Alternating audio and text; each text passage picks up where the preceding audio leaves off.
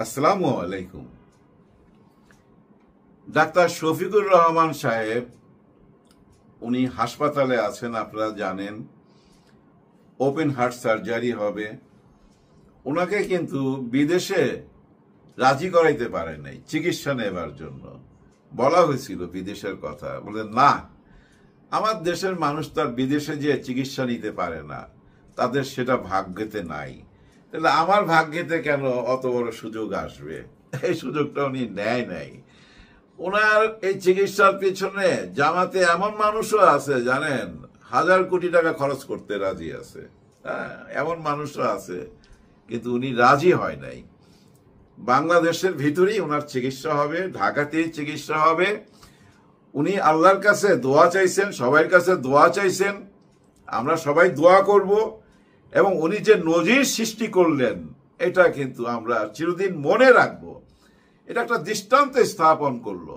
আমাদের দেশের অনেক দেখছি আমরা, এই যে গত 54 বছর দেখে আসছি, তো কারো একটু কাশি হইলে, হাঁচি হইলে, একটু কানে ব্যথা করলে, একটু নাকে ব্যথা করলে, একটু পাদু আসলে বিদেশের চিকিৎসার জন্য চলে যায়। হায় হায়, কেউ রুখতে পারে না তাদের। তারা বিদেশে যাবে, কারণ তাদের টাকা আছে ভাই, যান বাঁচানো ফরজ, তো যাবে না কেন? এই কারণেই বাংলাদেশে কোনো চিকিৎসা ব্যবস্থা গইরা উঠে নাই। আর গইরা উঠতে দেয় নাই ওই যে পাশে থেকে, কারণ তারা তো একটা দোকান খুলা করছিল চিকিৎসা খাতে, শত শত কোটি টাকা নিয়ে চলে যেত। ওই ব্যবস্থাটা বাধা হয়েছে, এখন ওইটা যাচ্ছে চীনে।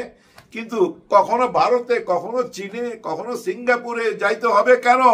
54 বছরও কেন চিকিৎসা ব্যবস্থার উন্নতি হলো না? কারণ ওই যে ওনাদের কাছে টাকা আছে, ওনারা যাইতে পারে। তাই এখানে চিকিৎসার উন্নতি করে লাভ কি? তোরা মর, আমাদের তো টাকা আছে, আমরা যাবো। কিন্তু জামাতের আমির সাহেব আপনাদের চোখে আঙুল দিয়া দেখাই দিল যে ও নেতারা, তোমরা যেটা করতে এটা ভুল। আজকে ওরা যদি সত্যি বিদেশে না যাইতো, আমির সাহেবের মতো বাংলাদেশের চিকিৎসা নিত, এই দেশের চিকিৎসার ব্যবস্থা অনেক উন্নতি হয়ে যেত। যাই হোক, জামাতে আমির সাহেবের জন্য আমরা প্রাণ ভরে দোয়া করব। ইনশাল্লাহ উনি ফেরত আসবেন। ওনাকে ফেরত আসতেই হবে ভাই, এই বাংলাদেশের জন্য দরকার আছে ভাই, ওনাকে দরকার আছে। হয়তো অনেকে বলবেন, ওই মিয়া আপনি দালালি করেন নাকি? হ্যাঁ, জামাতের দালালি করেন। আমি বলবো যে ভাই, আমরা সবাই দালালের ভাই, কারো না কারো দালালি তো আমরা করি। আমি একটু জামাতের দালালি করলাম, অসুবিধা কি, তাই না? আমি তো কোনো অসুবিধা দেখি না। কেন করি জানেন? কারণ আছে। আর এই জামাত না থাকলে পাশে, ইউনূস স্যার টিকতো না। নাটাই সুতা কার হাতে, তার সন্ধান করতে হবে ভাই। হাওয়ায় উড়ে হাওয়ায় ঘুরে কত রঙের ঘুড়ি, এই না জগৎ জুড়ি। নাটাই সুতা যার হাতে, তারই সন্ধান করি। আমাদেরকে তার সন্ধান করতে হবে। বর্তমান সরকার টিকেই আছে ভাই এই জামাতের কারণে, নাইলে কবে উড়ে যেত, ফু দিয়া উড়াই দিত, তো ফু দিয়া উড়াই দিত, টিকতে পারতো না। যেসব ষড়যন্ত্র ধরা পড়তেছে বর্তমানে, হায় হায়, মহা কেলেঙ্কারি ভাই, ভয়াবহ ঘটনা। আমার দেশ পত্রিকাটি যারা সবসময় ফলো করেন বা ওনাদের অনলাইনে খোঁজ খবর রাখেন, তারা নিশ্চয়ই জেনে গেছেন কত বড় একটা ষড়যন্ত্র ফাঁস হলো। এই ষড়যন্ত্র তো বুঝছেন, হ্যাঁ, ওয়াকার সাহেবকেও প্রশ্নবিদ্ধ করবে। এই ষড়যন্ত্রটা বুঝছেন, আমাদের সেনা প্রধান জনাব ওয়াকার সাহেবকেও প্রশ্নবিদ্ধ করবে। গোপন একটা ষড়যন্ত্র ভাই, ভয়াবহ। এই যে পুলিশ একটা সতর্কবাণী দিল না আমাদেরকে, যে 10-12 দিন খুব হুঁশিয়ার থাকতে হবে। এর পিছনে কারণ কি জানেন? রাজধানীর একটি কনভেনশন হল ভাড়া কইরা ওইখানে প্রশিক্ষণ চলতেছে বাংলাদেশ সরকারকে কিভাবে ফেলা যায়। এই ঢাকার ভিতরে এই প্রশিক্ষণ চলতেছে।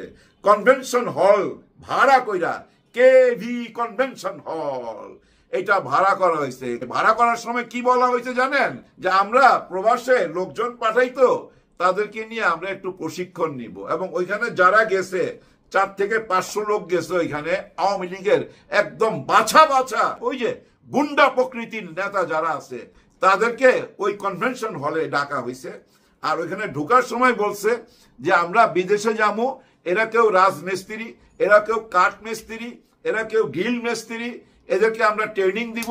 ওই ট্রেনিং এর কথা বইলা এই সরকারে কিভাবে ফেলা যায় সেটার প্রশিক্ষণ দিছে। আর এই প্রশিক্ষণটা কে দিছে জানেন? মেজর সাদেক। হ্যাঁ, মেজর সাদেক নামে একজন বীর আছে, উনি এই ট্রেনিংটা দিছেন। উনার সাথে যোগাযোগ কার? সজীব ওয়াজেদ জয়। সজীব ওয়াজেদ জয়ের সাথে সে যোগাযোগ কইরা মাল পানি টাল পানি খায়া প্রশিক্ষণে নাইমা গেছে এবং 400 লোককে নিয়ে এখানে প্রশিক্ষণ দিছে বাংলাদেশ সরকারে কিভাবে ফেলা যায়। চিন্তা করছেন কত বড় ভয়াবহ ষড়যন্ত্র। 16 জন অ্যারেস্ট হয়েছে এই পর্যন্ত। আর ওই যে মেজর সাদেক, তাকেও আইনের আওতায় আনা হয়েছে। এখন তার মোবাইল খুঁজে বেড়াইতেছে, তার ল্যাপটপ খুঁজে পাওয়া যাইতেছে না, এগুলা খুঁজতেছে। চিন্তা করেন কত বড় ষড়যন্ত্র, যার জন্য পুলিশের এই হুঁশিয়ারি। হ্যাঁ ভাই, আমাদেরকে আরো সাবধান হইতে হবে। আরো অনেক ষড়যন্ত্র আছে ভাই দেশের ভিতরেই।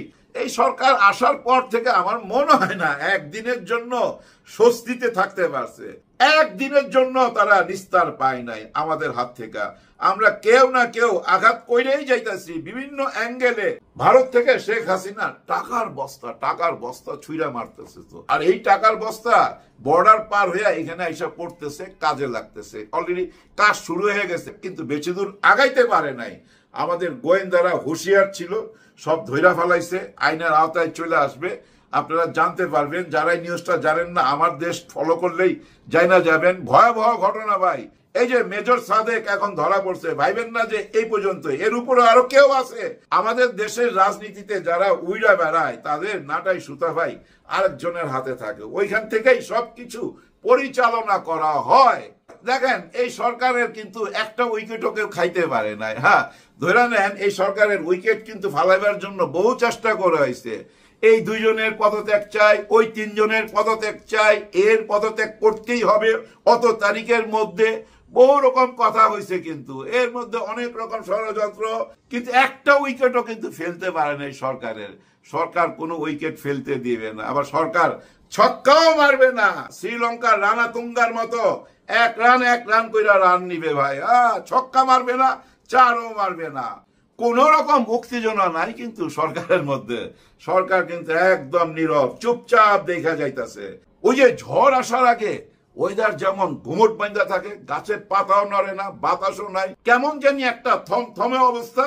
ওই থমথমে অবস্থা কিন্তু সরকারের মধ্যে, একদম চুপচাপ। কারণ একটা ঝড় তো আসতে যাচ্ছেই। 5 তারিখের আগে ঝড় তো আসতেই হবে, জুলাই সনদপত্রের ঘোষণা করতেই হবে, 3 তারিখেই ঘটনা ঘটাইতে হবে ভাই। কোনো উপায় নাই। যত বাধাই আসুক কেউ রুখতে পারবে না এই সরকারকে, কেউ রুখতে পারবে না। আপনারা কেউ হতাশ হবেন না, কারণ ওই যে একটু আগে বললাম সরকার একা না ভাই, সরকারের পাশে জামাত ইসলাম আছে। আর জামাত ইসলাম থাকলে ছাত্র শিবির থাকবে, আর ছাত্র শিবির যেখানে আছে ওইখানে এনসিপি নিশ্চয়ই থাকবে। বর্তমানে কিছু কথাবার্তা শোনা যাচ্ছে এনসিপির সাথে ছাত্র শিবিরের দূরত্ব বাড়তেছে। নাহিদ ইসলাম কিছু বক্তব্য রাখছে যে জুলাইয়ের গণ অভ্যুত্থানের পিছনে যে কলকাঠি নাড়ছে শিবির শোনা যায়, এটা ভুল। আমরা কারো চাবিতে চলি নাই, আমরা কোনো চাবি দেওয়া পুতুল না, আমাদের পিছনে জামাত শিবির ছিল না, এমন একটা কথা বলছে। এগুলা আমি মাথায় নিতে চাই না। কেন জানেন? এগুলা তাদের মেকিং গেম। হ্যাঁ, নিজেদের বোঝা পড়ার খেলা এগুলা। এই খেলাতে আমি পড়তে চাই না। আমার ব্যক্তিগত ধারণা এনসিপি শিবির ওরা একই আছে, কোনো দূরত্ব সৃষ্টি হয় নাই। ওই রসুনের মতো এক জায়গায় আছে, নিজেরা ঠিক আছে। আমাদেরকে হয়তো একটু মাইন্ড ডাইভার্ট করার জন্য এইসব বলতেছে। যাই হোক, আমরা ওদিকে মাইন্ড ডাইভার্ট করতে চাই না, আমরা মাইন্ডটা ঠিক রাখতে চাই একদিকে। সেই নজরটা দিতে চাই বাংলাদেশের পতাকার দিকে। দেশ আগে ভাই, দল পরে, দেশ আগে, তাই না? আর এই দেশের জন্য কারা সবচেয়ে ভালো দল, এইটা যদি আমরা 2026-এ না বুঝতে পারি আর কোনোদিন বুঝতে পারব না। আর এখনই এটা বুঝার শেষ সময়, এরপরে আর বুঝার কোনো সময় থাকবে না আমাদের হাতে। দেখেন ভাই ব্রাদার, জুলাই গণ অভ্যুত্থানের সাথে সব দলের লোকই জড়িত ছিল, বাংলাদেশের সবাই জড়িত ছিল। এখন কিন্তু সবাই ওই জুলাই গণ অভ্যুত্থান নিয়ে কোনো মাথা ঘামাচ্ছে না। জুলাই গণ অভ্যুত্থানের সাথে যারা জড়িত ছিল তাদের কি হবে, তাদের ভবিষ্যৎ কি, এটা নিয়ে কেউ মাথা ঘামাচ্ছে না। সবাই চায় নির্বাচন, একটা নির্বাচন দিয়ে দেন, তারপরে আমরা সরকারে যাইয়া এগুলা কইরা দুমুনি। এই কথা এখন আপনি আমি তো বিশ্বাস করতে পারতাছি না। অতীতে কেউ কথা রাখে নাই, এখন যে কথা রাখবে এটার কোনো বিশ্বাস আছে? কোনো বিশ্বাস নাই। কারণ জামাত শিবির রাজাকার এই মুহূর্তে বাংলা ছাড়, এই যে একটা স্লোগান, এই স্লোগানে সব শেষ করে দিছে। এর মধ্যে অনেক রকম স্লোগান হয়েছে, অনেককে ব্যক্তিগত আক্রমণ করা হয়েছে, অনেককে নিয়ে বাজে কথা বলা হয়েছে, সব ঠিক আছে, কিন্তু জামাত শিবির রাজাকার এই মুহূর্তে বাংলা ছাড়, এই স্লোগানটা খালি দূরত্ব বাড়ায় নাই, সাবধান বানিয়েও দিছে। জামাত শিবির এবং ইসলামিক মাইন্ডের যারা আছে সবাই সাবধান হয়ে গেছে। হায় হায়, শেখ হাসিনা যে কথা বইলা দেশ ছাড়তে হইল, সেই কথা কেন এখনই শোনা যায়, সেই থেকেই তারা সাবধান। কতটা সাবধান হয়েছে 5ই আগস্টের আগেই বুঝতে পারবেন কতটা সাবধান হয়েছে। এই একটা স্লোগানের কারণে, এই একটা স্লোগানই সবাই হুঁশিয়ার হয়ে গেছে। হায় হায়, ওরা তো ক্ষমতায় গেলে ওই আগের রাজনীতিটাই করবে, ওই আগের সিস্টেমে দেশ চালাবে, আগের মতোই এই দেশ কি চলবে? চলতে দেওয়া যায় না। নতুন একটা বাংলাদেশ চাইছি আমরা, 71কে বুকে ধারণ করা 24কে বুকে ধারণ করতে হবে এবং নতুন বাংলাদেশ গড়তে হবে। আর এই নতুন বাংলাদেশ যদি এখন না হয় আর কোনোদিনই হবে না। এই সরকারের নাটাই সুতা কার হাতে এটা তো আপনারা বুঝতে পারছেন, জামাতে ইসলামের হাতে, ছাত্র শিবিরের হাতে, এনসিপির হাতে, চরমনাই পীর সাহেবের হাতে। সরকার এত বড় সমর্থন নিয়ে কিছু করতে পারবে না, এটা কি আপনারা বিশ্বাস করেন? আমি বিশ্বাস করি না। আমি মনে করি দেশ সঠিক পথে যাচ্ছে, আমরা সবকিছু পেয়ে যাব। আর কয়েকটা দিন সবুর করেন, আরেক কয়েকটা দিন, সবার জন্য সবাই দোয়া করবেন। আল্লাহ হাফেজ।